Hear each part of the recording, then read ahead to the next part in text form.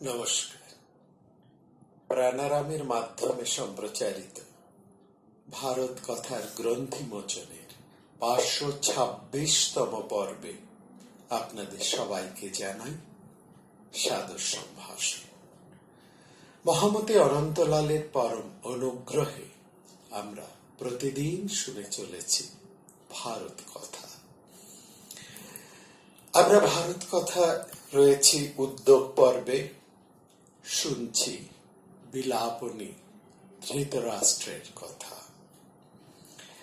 ধৃতরাষ্ট্র সঞ্জয়ের কাছে যুধিষ্ঠিরের এবং পাণ্ডবদের প্রতিক্রিয়া শোনার জন্য বসেছেন এবং শুনতে শুনতে তিনি তার নিজের শক্তি, সামর্থ্য, দুর্বলতা, নিজেদের গ্লানি, বিশেষ করে তার নিজের দোষ ত্রুটি সম্পর্কে তিনি নিজেই এত কথা বলছেন যে সঞ্জয়কে বাস্তবিকই আর কিছুই বলতে হচ্ছে না। রাজসভায়, হস্তিনাপুরের রাজসভায়, উন্মুক্ত রাজসভায় এই আলোচনা হচ্ছে। উন্মুক্ত অর্থে এখানে ধৃতরাষ্ট্র রয়েছেন, সঞ্জয় আছেন সমস্ত কুরুবৃদ্ধেরা, আছেন কৌরব সন্তানেরা, যুবকেরা এবং কৌরবদের মিত্র গোষ্ঠী, রাজারা এবং তাদের সুহৃদ পার্শ্বদেরা, এই সভাসদরা সেখানে উপস্থিত আছেন। এখানে আমরা দেখছি ধৃতরাষ্ট্র প্রচুর কথা বলে চলেছে। একটা আত্মবিশ্লেষণের মতন তিনি এত বলছেন যে সঞ্জয়কে আর নতুন করে কিছু বলতে হচ্ছে না। রাজসভায় ধৃতরাষ্ট্র আমরা এবার খুব পরিষ্কার ভাবে দেখলাম মহাকবি রচনায় বৈশম্পায়ন জানাচ্ছেন যে প্রকাশ্য রাজসভায় সবার উপস্থিত সমস্ত সভ্যবৃন্দের সামনে ধৃতরাষ্ট্র জানাচ্ছেন, আমরা কি তাহলে শান্তির দিকে যাওয়া যেতে পারে না? আমরা কি তাহলে শান্তির দিকে যাব না? আমার সম্পূর্ণ এটা মনে হচ্ছে তিনি বরং সমস্ত কৌরবদেরকে, বিশেষ করে কৌরব যুবকদেরকে তিনি পরিষ্কার ভাবে বলছেন, হে কৌরবগণ, আমি যুদ্ধটা ভালো মনে করছি না। আমি এই যা পরিস্থিতি দেখছি, আমার বুদ্ধি অনুসারে, প্রজ্ঞা অনুসারে, আমার বিবেচনা অনুসারে আমাদের যুদ্ধে যাওয়া ঠিক হবে না। আপনারা সেটা বিচার করুন। আমার এটা মত, আপনারাও বিচার করে দেখুন। আমি তো সমস্ত দিক বিচার বিবেচনা করে এই সিদ্ধান্তে এসেছি এবং এই যুদ্ধের ফলে আমি নিশ্চিত এই সমগ্র কৌরব কুলই ধ্বংস হয়ে যাবে। নৈব যুদ্ধং সাধু মন্যে কুরবস্তন্য নিবোধত। নিবোধত মানে শোনো।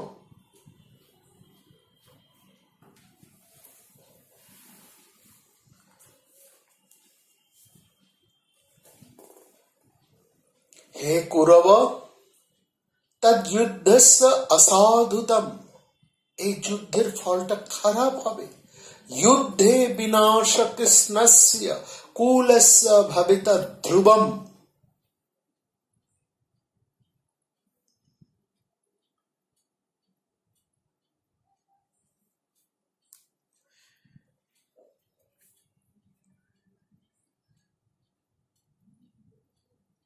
এই যুদ্ধে আমাদের সমস্ত বংশ, সমস্ত কুল উচ্ছন্নে যাবে। এটাই আমার বিবেচনা, এটাই আমার অভিমত। এবং আমি চাই আমাদের এই মুহূর্তে সব থেকে সঠিক হবে শান্তির জন্য চেষ্টা করা, সন্ধি করা। যদি আপনাদেরও তাই অভিপ্রেত হয়, তাহলে আমি অবশ্যই শান্তির জন্য চেষ্টা করব, শান্তির জন্য চেষ্টা করব আমি। যদি আপনাদের বিবেচনা আমার বিবেচনার সাথে এক হয়, যদি আপনাদেরও একই অভিমত হয়, এসা মে পরমা বুদ্ধির জায়া সম্মতি মে মনা, यदि तम যুদ্ধম ইষ্টং বয়ম শান্তম যদামহে। আপনাদের যদি একই অভিমত হয়, তাহলে আমি শান্তির জন্য চেষ্টা করব। এবং আমি এটা নিশ্চিত, আমি যদি যুধিষ্ঠিরের কাছে এই বার্তা প্রেরণ করি, এই সন্ধির প্রস্তাব যদি আমার তরফ থেকে যায়, তাহলে নিশ্চয়ই যুধিষ্ঠির তা উপেক্ষা করবেন না। যদিও তারা যুদ্ধের কথা বলেছেন, কিন্তু আমি যে যুদ্ধের পরিণামে দুঃখ পাচ্ছি, কষ্ট পাচ্ছি, এবং যুদ্ধের যে ভয়ঙ্কর পরিণতি, তাতে যে আমার সায় নেই। আমি শান্তি চাই। অতএব সন্ধি প্রস্তাব যদি আমি পাঠাই, তাহলে যুধিষ্ঠির কখনোই তার অন্যথা করবেন না, তার বিরোধ করবেন না। কারণ অধর্মাচরণটা আমি করেছি, এবং আমার অধর্মাচরণের ফলেই এই যুদ্ধের ভয়ঙ্কর কুলঘাতিনী যুদ্ধের অনিবার্য কারণ দেখা দিয়েছে। অতএব যুধিষ্ঠির যে আমাকে এই যুদ্ধের জন্য দায়ী করেছে, সেটা একেবারে সঠিক। সুতরাং আমি যদি সন্ধির প্রস্তাব তথা শান্তির প্রস্তাব যুধিষ্ঠিরের কাছে পাঠাই, তিনি তা স্বীকার করবেন। এটাই আমার অভিমত। না তু না ক্লিষ্টমাননমুক্ষেত যুধিষ্ঠিরঃ জিগুপ্সতি হি ধর্মেণ নাম উদ্দেশ্য কারণম। চুপ করে এতক্ষণ সঞ্জয় ধৃতরাষ্ট্রের কথা শুনছিলেন।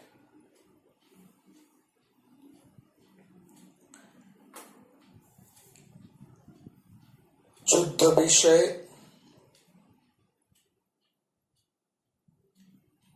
ভীম অর্জুনের বক্তব্য শুনে যুধিষ্ঠিরের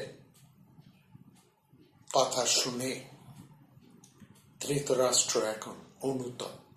আর ঠিক এই সুযোগে সঞ্জয় চেপে ধরলেন ধৃতরাষ্ট্রকে। এতক্ষণ দীর্ঘক্ষণ ধরে তিনি ধৃতরাষ্ট্রের নানা বিলাপনী ভাষা শুনছিলেন।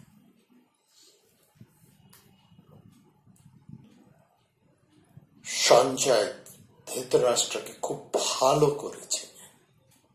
তিনি বোঝেন কোনটা ধৃতরাষ্ট্রের অন্তরের কথা আর কোনটা ধৃতরাষ্ট্রের অভিনয়।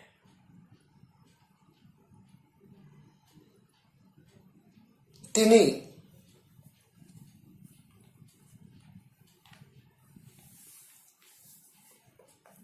ধৃতরাষ্ট্রের এই সমস্ত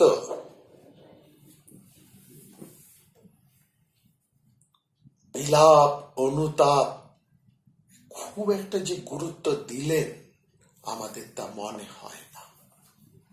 তিনি বললেন, হে ভরতনন্দন মহারাজ, আপনি যে বলছেন সেটা ঠিক। যুদ্ধে গান্ডীবের ফলেই ক্ষত্রিয় কুল ধ্বংস হবে। আপনি চিরকালই প্রজ্ঞাবান বলে বিখ্যাত, বুদ্ধিমান বলে বিখ্যাত।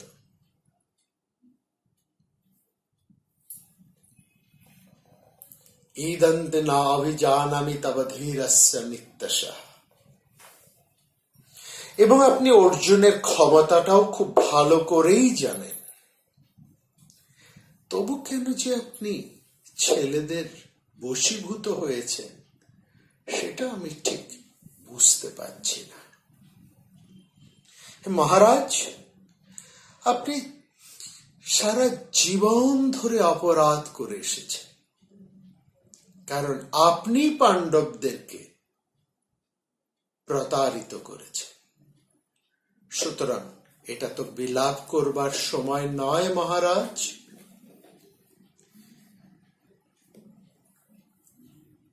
যিনি পিতা বা পিতার মতো,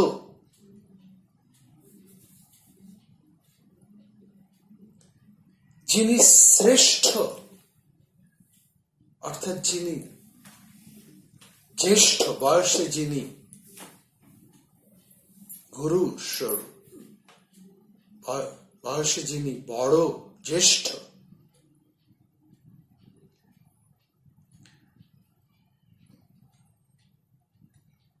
যিনি বন্ধুর মতন, তিনি তো সন্তানদের মঙ্গলই ভাবনা করবেন, মঙ্গল করার কথাই তো তিনি করবেন। তিনি তো সন্তানদের কল্যাণ কামনাই করবেন, তাদের ভালো করার জন্যই চেষ্টা করবেন। কিন্তু যে জ্যেষ্ঠ পিতৃ সমান, যিনি সন্তানদের হিত কামনা করেন না, তিনি তো গুরুর মর্যাদা পান না, তিনি তো পিতার মর্যাদা পান না, তিনি তো জ্যেষ্ঠের মর্যাদা পান না। পিতা শ্রেষ্ঠ সুহৃদশ্চ সম্যক প্রণিহিতাত্মবান আস্থায়ং হিহিতং তেন দগ্ধা গুরুরুচ্যতে।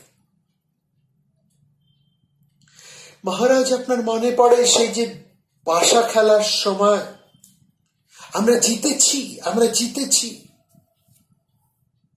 এইভাবে পাণ্ডবদের পরাজয় শুনে আপনি বালকের মতন উন্মত্ত হয়ে উঠেছিলেন অসভ্যচিত আচরণে। তারপর পাণ্ডবদেরকে যখন নিষ্ঠুর বাক্য উচ্চারণ করা হচ্ছিল, পাণ্ডবদেরকে যখন অসম্মান করা হচ্ছিল, আপনি সেগুলো উপেক্ষা করে গেছেন ইচ্ছাকৃতভাবে, এবং তাদের সমস্ত রাজ্যটাই আপনি গ্রাস করেছিলেন। আপনি ভেবেছেন যে আমি পাণ্ডবদের সর্বস্ব হরণ করেছি, তাদের সমস্ত রাজ্যটা আমি গ্রাস করেছি। কিন্তু এর ফলে যে ক্ষত্রিয় কুল একেবারে ধ্বংস হয়ে যাবে, এটা আপনি ভাবেননি। কুরু জঙ্গল সহ হস্তিনাপুর আপনার পৈতৃক রাজ্য মহারাজ। তারপর মহাবীর পাণ্ডবেরা যে সমস্ত রাজ্য একের পর এক জয় করে আপনাকে উপঢৌকন দিয়েছে, আপনি সেগুলো লাভ করেছেন, আপনি সেগুলো ভোগ করেছেন।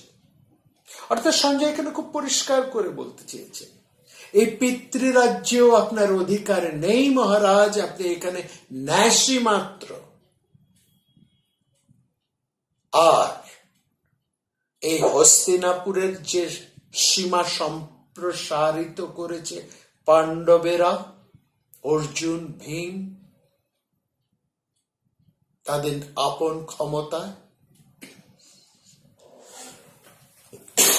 আপনি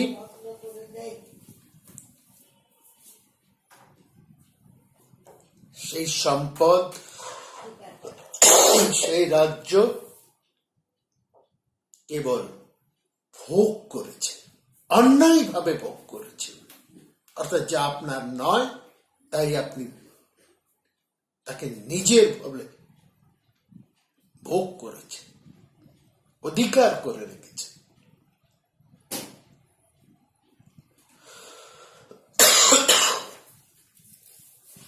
গন্ধর্বরাজ চিত্রসেন আপনার পুত্রদেরকে বন্দী করেছিল মহারাজ, নিশ্চয়ই আপনার মনে আছে। সেই অবস্থায় এই অর্জুনই তাদেরকে মুক্ত করে দিয়েছিল। সেই পাণ্ডবদেরকেই পাশা খেলায় প্রতারিত করে তাদেরকে বনে পাঠিয়ে আপনি আনন্দে হাস্য করছিলেন, উচ্ছ্বাস প্রকাশ করছিলেন।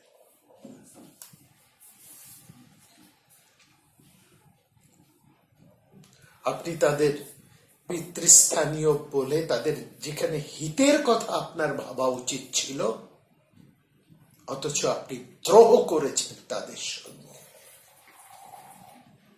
সেখানে তো আপনি পিতৃস্থানীয় তো নন, আপনি তাদের গুরুবৎ আচরণ করেন। ন দগ্ধা গুরুর উচ্চতে।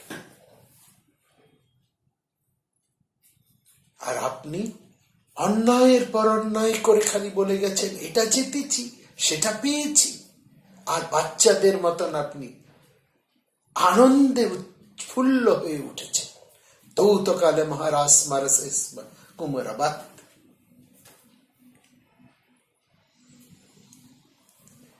নিঃসন্দেহে এটা ঠিক। সেই পাশা খেলায় ধৃতরাষ্ট্রের এই আচরণ ছিল সবচাইতে ন্যাক্কারজনক।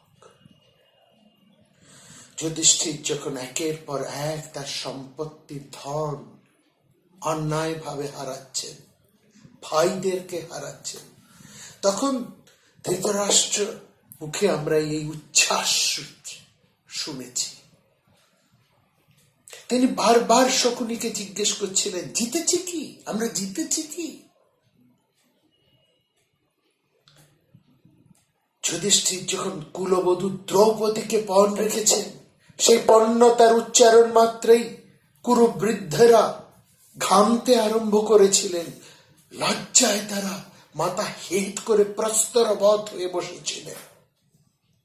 ছোট ভাই বিদুর চিৎকার করে উঠেছিলেন, মাথা হাত ধরে ভবিষ্যৎ দেখতে পেয়ে তিনি মাথায় হাত দিয়ে বসে পড়েছিলেন মাটিতে। মনে রাখবেন, পাণ্ডবদের কুলবধূ একজন সম্ভ্রান্ত রমণী এবং আপনার কুলের একজন অভিজাত কুলবধূ। তিনি বস্তুপিণ্ড ভোগ্যপণ্য নন মহারাজ। আপনি কি জানতেন না সেই রমণীকে নিয়ে আপনার পুত্রেরা কি করতে চলেছে?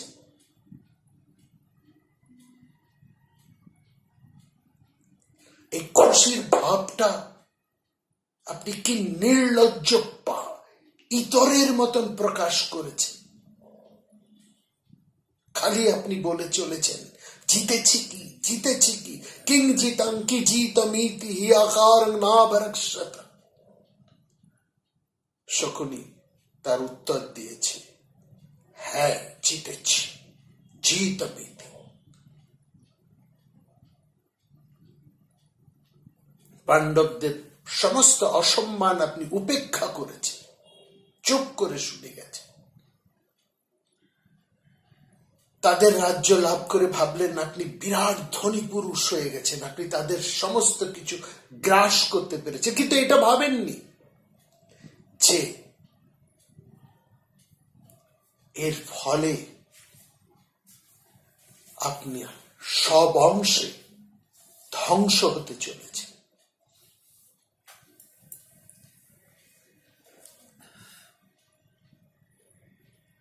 এই সমস্ত না ভেবে আপনি এখন পাণ্ডবদের নিয়ে যে বিলাপনী কান্না করে চলেছেন, তার কি কোনো অর্থ আছে মহারাজ? অর্জুনের গান্ডীবের তুল্য শ্রেষ্ঠ কোন অস্ত্র এই ত্রিভুবনে নেই মহারাজ। কৃষ্ণ মনুষ্যকুলের মধ্যে শ্রেষ্ঠ, জ্ঞানে, পাণ্ডিত্যে, ক্ষমতা,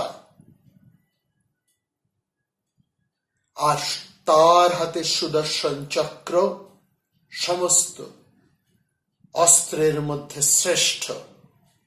আর কপিধ্বজ রথ সমস্ত রথেদের মধ্যে শ্রেষ্ঠ যুদ্ধ রথ।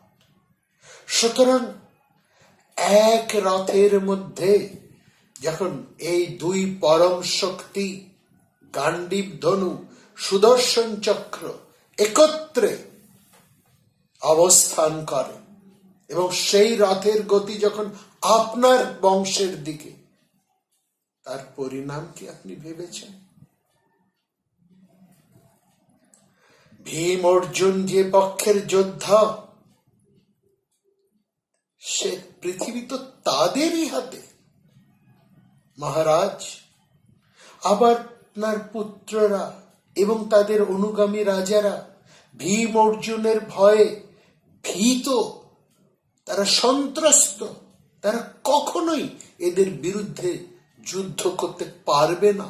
আর যদি যুদ্ধ করেও বা, এরা কখনোই জয়ী হতে পারবে না। আর এই যুদ্ধে মৎস্য, পাঞ্চাল, কেকেয়, শাল্য, সুরসেন এরা প্রত্যেকেই পাণ্ডবদের প্রতি জীবন পণ করে লড়াই করবে। আর একটা কথা মহারাজ, পাণ্ডবেরা ধার্মিক বলে তাদের প্রতি কখনোই অধর্ম করা যায় না। যেহেতু ধার্মিকদের বিরুদ্ধে আপনি দীর্ঘ সময় ধরে অধর্ম করে এসেছেন, সুতরাং কোনো সমর্থনই আপনাদের পক্ষে অবশিষ্ট নেই মহারাজ। এই সংসারে একটি মাত্র মানুষও আপনার পক্ষে নেই। এই সংসারের আর কোন শক্তি আপনাদের সমর্থনে কথা বলে না মহারাজ। যে শক্তিগুলো একদা হস্তিনাপুরের প্রধান সহায় ছিল, তারা আজ হস্তিনাপুর থেকে মুখ ফিরিয়ে নিয়েছে। আর তার কারণ হচ্ছে, তার প্রধান কারণ হচ্ছে আপনি ধর্ম চিরকাল ন্যায়ের পথে, ধর্মের পথে যারা চলে এসেছে তাদের প্রতি আপনারা অন্যায় আচরণ করে গেছে। এখনো তাদের প্রতি আপনারা বিদ্বেষ করছেন। আপনার সেই পাপিষ্ঠ পুত্রকে, তার অনুচর বর্গ সহ এখনই তাদেরকে সর্ব উপায়ে নিরস্ত করা উচিত আপনার। আপনি যদি সত্যি এই কুলের কথা ভেবে থাকেন, এই মহান ভরত বংশের কথা সামান্যটুকু যদি আপনার চিন্তায় থাকে, এই মহান ভারত বংশকে আপনি যদি রক্ষা করতে চান, এখনো সময় আছে মহারাজ। আপনার এই পাপিষ্ঠ পুত্রকে তাদের সপরিষদ, তার অনুচর সহ এই মুহূর্তে নিবৃত্ত করুন পাণ্ডবদের প্রতি দেশ করার থেকে, তাদের প্রতি অন্যায় করা থেকে। এসব না করে শুধু শুধু মায়া কান্না কাঁদবেন না।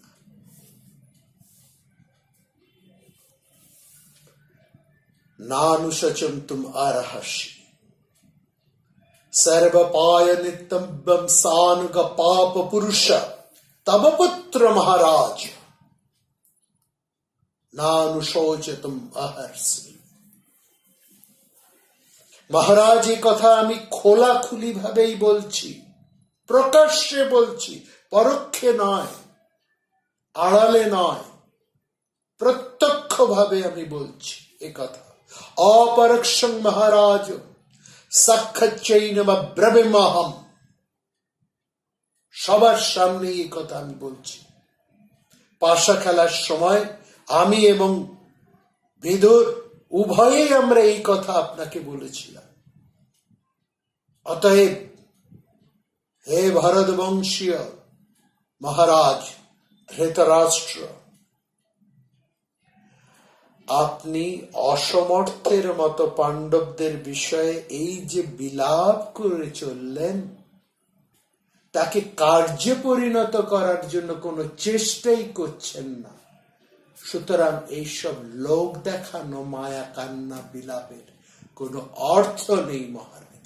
ঠিক এই জায়গাটাই লক্ষ্য করুন, কি প্রকৃষ্ট ভাবে, কি সঠিকভাবে সঞ্জয় ধৃতরাষ্ট্রের মনস্তত্ত্বকে উন্মোচন করে দিয়েছেন সমগ্র সবার সামনে।